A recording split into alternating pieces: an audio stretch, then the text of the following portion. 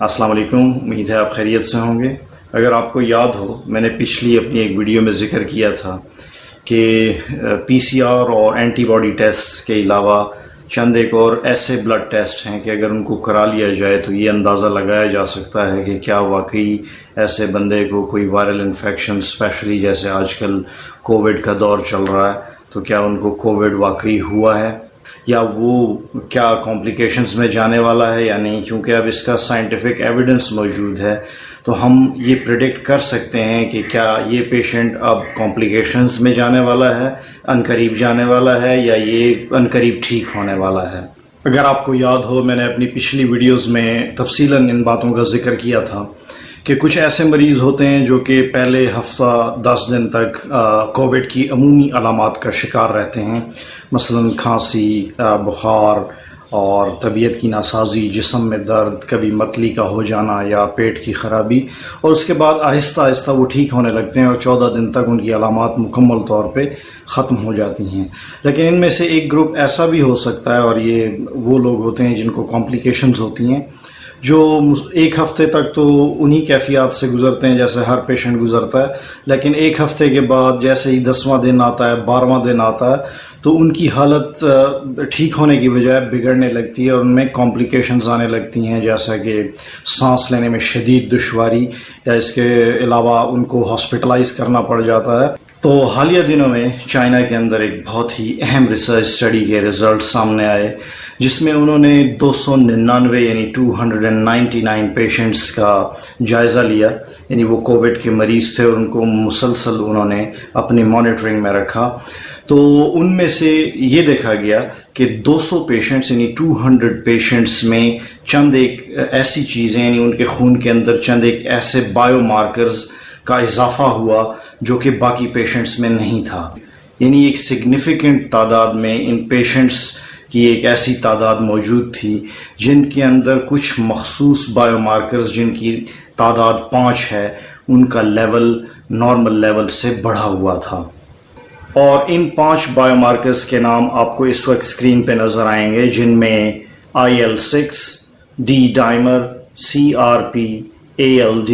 اور فیریٹن شامل ہیں۔ اور یہ بیسیکلی چند ایک بلڈ ٹیسٹ ہیں کہ اگر یہ کرا لیے جائیں اور ان کی ویلیو کافی زیادہ آ رہی ہو تو ڈاکٹر کو اندازہ ہو جاتا ہے کہ یہ پیشنٹ کمپلیکیشنز میں جا سکتا ہے اور وہ پہلے سے الرٹ ہو جاتے ہیں۔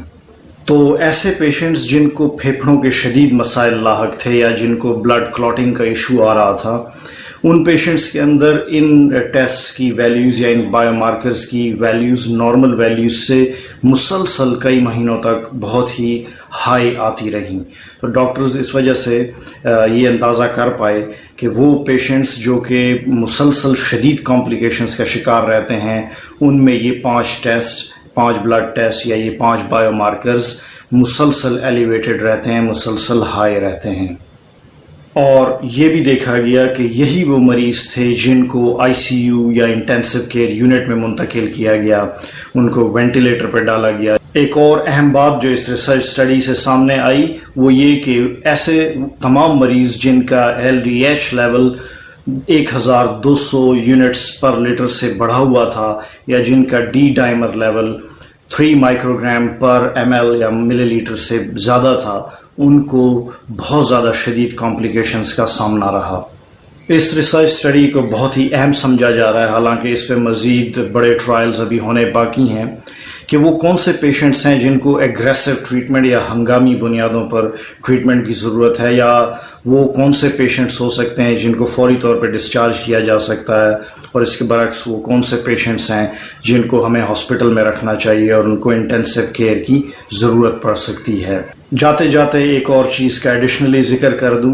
کہ ایسے بہت سارے پیشنٹس پوری دنیا میں دیکھے گئے ہیں جن کو پہلے سے ہائی بلڈ پریشر نہیں تھا، یعنی ان کو ہائپر ٹینشن نہیں تھی، یا جن کو ہائی بلڈ شوگر نہیں تھا، یعنی ان کو شوگر کا مرض لاحق نہیں تھا، جس کو ڈائبٹیز میلیٹس کہتے ہیں،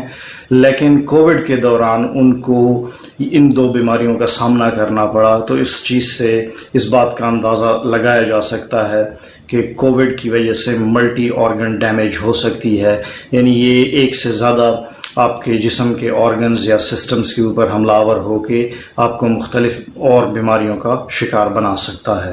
تو جاتے جاتے ایک بات کہتا چلوں کہ اس ریسرچ سے ان ڈاکٹرز کو کافی فائدہ ہوگا جو کہ کووڈ کے مریضوں کی ٹریٹمنٹ کر رہے ہیں یا پریشان ہیں کہ ان کو کون سا ٹیسٹ لکھ کے دیا جائے یا ان کی کمپلیکیشنز کو کیسے ڈٹرمن کیا جائے. اس کے علاوہ وہ پیشنٹس جو کہ کووڈ کی کمپلیکیشن سے دوچار ہیں ان کو بھی اس انفارمیشن سے کافی فائدہ ہوگا اور ان کو وے فارورڈ اپنے لیے نظر آئے گی. اس میں زیر نظر ریسرچ کی روشنی میں اور اس طرح کی کئی اور مستند سٹڈیز کی روشنی میں اب یہ بات ثابت ہو چکی ہے کہ کچھ مریضوں میں corona virus multi organ damage بھی کاز کر سکتا ہے، یعنی اس سے جسم کے باقی اعضاء بھی متاثر ہو سکتے ہیں. اس کی وجہ یہ ہے کہ کرونا وائرس جس ریسیپٹر یا راستے کو ہدف بنا کر ہمارے جسم کے خلیوں میں داخل ہوتا ہے، یعنی ACE2 ریسیپٹر، وہ ریسیپٹر یا راستے نہ صرف پھیپھڑوں میں پائے جاتے ہیں بلکہ گردوں، جگر، آنتوں اور اس کے علاوہ دل اور اس کی شریانوں میں بھی پائے جاتے ہیں. یہی وجہ ہے کہ یہ تمام اعضاء کرونا وائرس کا ممکنہ ہدف یا ٹارگٹ ہو سکتے ہیں. لیکن خوش قسمتی سے ایسے مریضوں کی تعداد بہت ہی کم ہوتی ہے جن کو ایسی کمپلیکیشنز کا سامنا کرنا پڑے.